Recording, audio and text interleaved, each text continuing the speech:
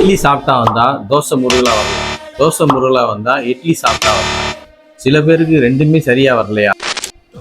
மாவு பாக்கெட் உப்புறது பெரிய தலைவலியாக இருக்கா?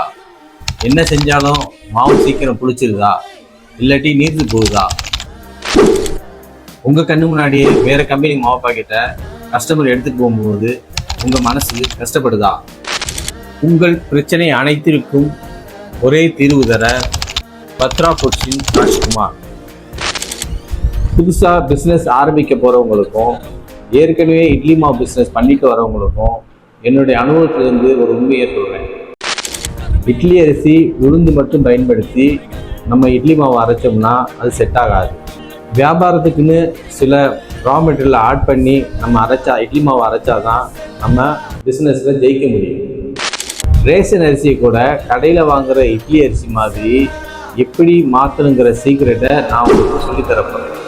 இட்லி மாவு பிஸ்னஸில் A to Z ரா மெட்டீரியல்லேருந்து மார்க்கெட்டிங் வரைக்கும் கம்ப்ளீட் கைடன்ஸ் நான் உங்களுக்கு கொடுக்க போகிறேன். எவ்ரி மந்த் முதல் சனிக்கிழமையும் இரண்டாவது சனிக்கிழமையும் ஆன்லைன் மூலமாக, அதாவது கூகுள் மீட் மூலமாக இட்லி மாவு பயிற்சி உங்களுக்கு நான் கொடுக்க போகிறேன். இன்னொரு முக்கியமான விஷயம், பயிற்சியில் கலந்துக்கிறவங்களுக்கு இட்லி மாவு பயிற்சி பற்றின ப்ராக்டிக்கல் வீடியோ லிங்கையும் அதே போல் பிடிஎஃப் ஃபார்மேட்டில் புக்கு ஒன்றையும் நாங்கள் கொடுத்துருக்கோம். இன்னும் ஏன் வெயிட் பண்ணுறீங்க? பயிற்சி கட்டணம் வெறும் 999 ரூபா மட்டுமே. மறக்காமல் முன்பதிவு செஞ்சுக்கோங்க. மேலும் இது போன்ற உணவு சம்மந்தப்பட்ட பிஸ்னஸ்க்கு எங்களை ஃபாலோ பண்ணுங்கள். நன்றி, வணக்கம்.